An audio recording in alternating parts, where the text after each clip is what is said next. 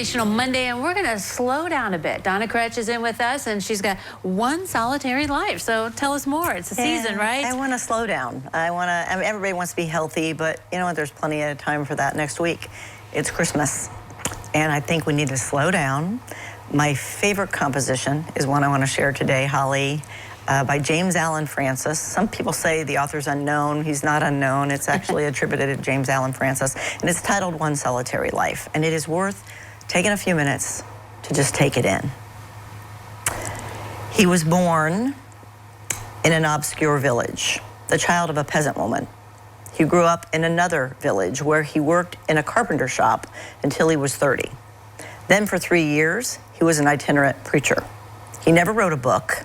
He never held an office. He never had a family or owned a home.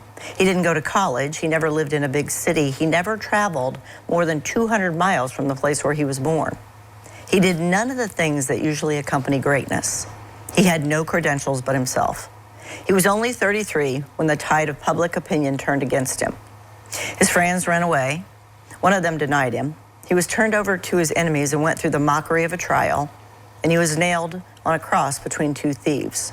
While he was dying, the executioners gambled for his clothes, the only property he had on earth. When he was dead, he was laid in a borrowed grave through the pity of a friend. 20 centuries have come and gone, and today he is the central figure of the human race. I'm well within the mark when I say that all the armies that ever marched, all the navies that ever sailed, all the parliaments that ever sat, and all the kings that ever reigned, put together, have not affected the life of man on this earth as much as that one solitary life. It's a good one, right? Yeah. It's a good one. Kind of wraps up the Christmas story right there. The reason for the Christmas birth. story Yeah, right there. exactly. So what I would say to you, my friend, is Merry Christmas. There's a reason for the season. Merry Christmas.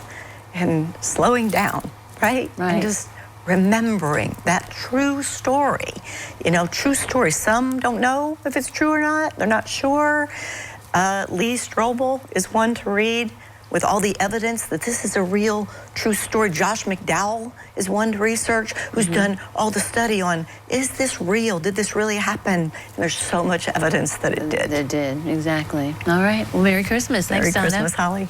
All right, don't go away. First Edition continues in a moment. How big are